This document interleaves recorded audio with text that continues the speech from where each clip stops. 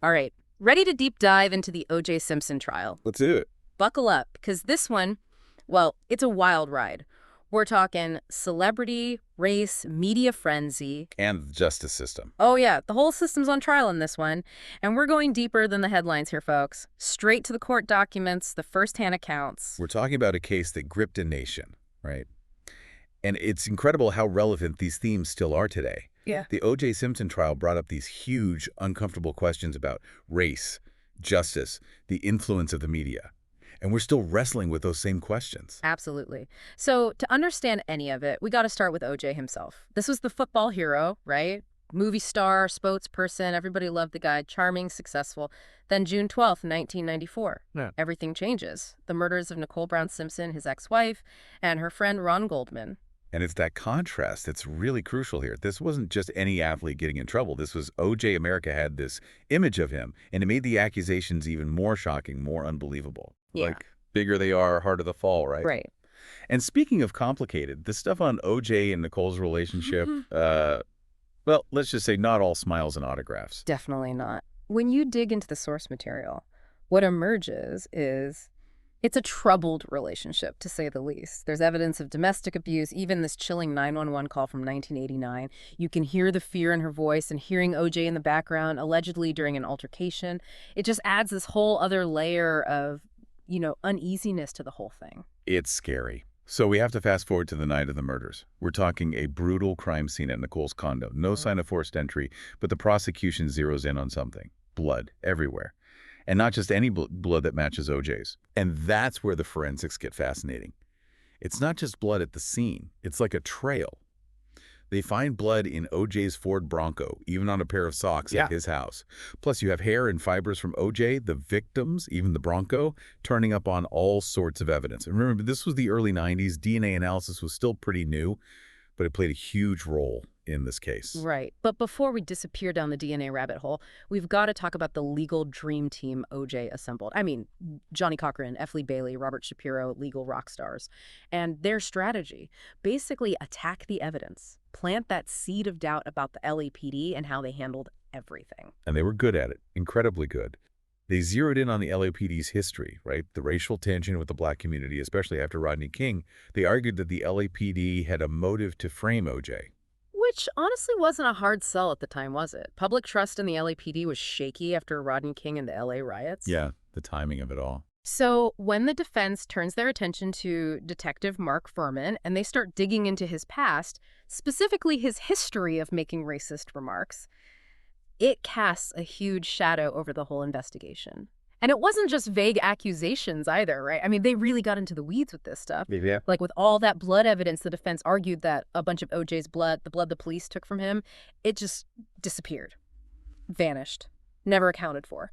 And that's the question they kept coming back to. Where did it go? What happened to that blood?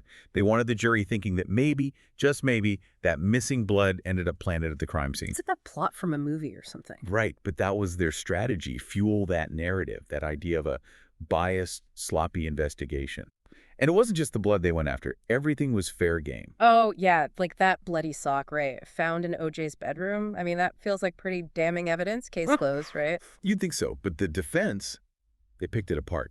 Every single detail. They highlighted these inconsistencies in the photos of the sock, suggesting it was tampered with after the police collected it. It was like they were playing 4D chess while everyone else was playing checkers. Exactly. Yeah. It was masterful, really. Yeah. Every little discrepancy, every unanswered question added another layer of doubt. And they even went after the prosecution's timeline of the murders, right? Oh, absolutely.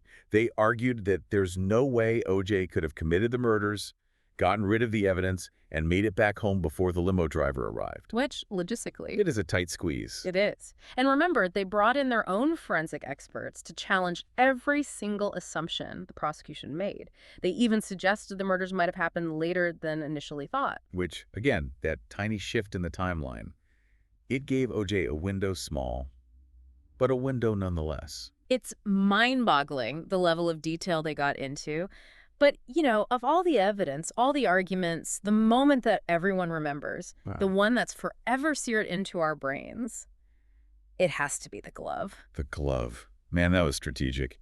The prosecution, They present this glove found at the crime scene, the bloody glove. They've got the matching one from O.J.'s house, and they ask him to try it on. In front of the jury. In front of the whole world, really. And of course, it doesn't fit. I mean, come on. It was a huge gamble, and it blew up in their faces. Whether the glove shrunk, like they claimed, it didn't even matter at that point. The image was out there, O.J. struggling to put on that glove. Reasonable doubt planted. And once that seed of doubt is planted, well, good luck getting rid of it. It's like trying to unring a bell. Exactly. So we've got months of this legal back and forth, this media circus, and then finally the verdict. Not guilty. October 3rd, 1995. A date etched in history. I bet everyone listening remembers where they were when they heard those words. The nation was glued to their TVs, and the reaction, like an earthquake, had just ripped through the country.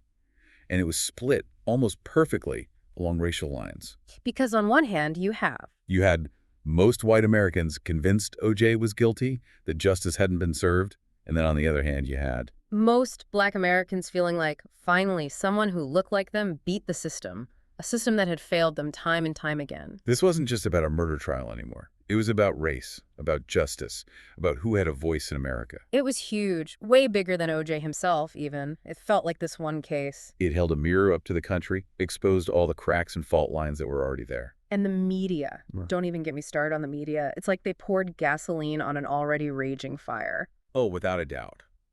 The O.J. trial, it wasn't just a legal case. It was a media frenzy. And remember, this was right when 24-hour news was taking off. They ate this story up. Every detail, every rumor, it was nonstop coverage. It's like they couldn't get enough, and honestly, neither could we. The public was hooked, right. It was like watching a slow-motion train wreck. You couldn't look away, even though you knew it was going to be bad. And it wasn't just the news, right? This thing spawned books, documentaries, made-for-TV movies. I mean, people couldn't get enough of it. It was crazy. And you could argue that it really paved the way for our current obsession with true crime. Oh, absolutely. But it also raised some important questions about the way we consume this kind of content. Back then, the idea of cameras in the courtroom, it was still pretty new. Definitely. Not as common as it is today. In this case, it really threw open the doors to that kind of wall-to-wall coverage. Suddenly, everyone was a legal expert, analyzing every word, every gesture. And that's the thing, right? Is it a good thing or a bad thing? Does that kind of intense media scrutiny, does it help ensure justice is served, or does it turn the whole thing into, I don't know, a reality show? It's a question we're still asking today.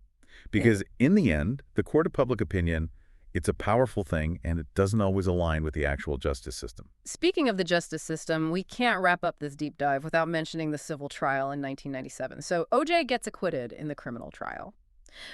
But then, 2 years later, he's found liable for the deaths of Nicole and Ron in that civil case. 2 trials, 2 different verdicts. It's no wonder people are still scratching their heads about this one. Well, and remember, it's a different standard of proof, right? In a criminal trial, it's beyond a reasonable doubt. But in a civil trial, it's preponderance of evidence. Yeah. Basically, the jury just had to decide if it was more likely than not that O.J. was responsible, and they did. So, even with all the evidence, all the testimony, all those hours of courtroom footage, we still don't have a definitive answer. And where there are unanswered questions, well, you know what happens. Conspiracy theories run wild. Oh, for sure. This case has got them all. Like, I remember hearing all this talk about O.J.'s son, Jason, being involved. Did you ever hear that one? I did. Yeah. The theory was that Jason, who had a history of violence, that maybe he was somehow involved. And then there's the whole drug cartel angle because of Nicole's friend, Faye Resnick, and her struggles with addiction. It's like people were trying to connect any dots they could find. Some even thought, wait for it, the mob did it, like straight out of a movie. It's wild, right? Yeah. But it shows you the grip this case still has on our collective imagination. Almost 30 years later, people are still searching for answers, still debating what really went down that night in Brentwood. Well, there you have it, our deep dive into the O.J. Simpson trial. A tangled web of celebrity, scandal, and a justice system laid bare for the world to see. It was messy, it was captivating, and it forced us to confront some really uncomfortable truths about ourselves, about our biases, about the society we live in. And honestly, I think we're still unpacking all of it. And maybe we always will be. That's the power of a story like this one, right? It stays with you. It makes you think. So to everyone listening, if this deep dive has piqued your curiosity, don't stop here. There's a ton of information out there. Books, documentaries, you name it. Who knows what other rabbit holes you'll stumble upon. But until then, Keep asking those questions and, most importantly, keep the conversation going.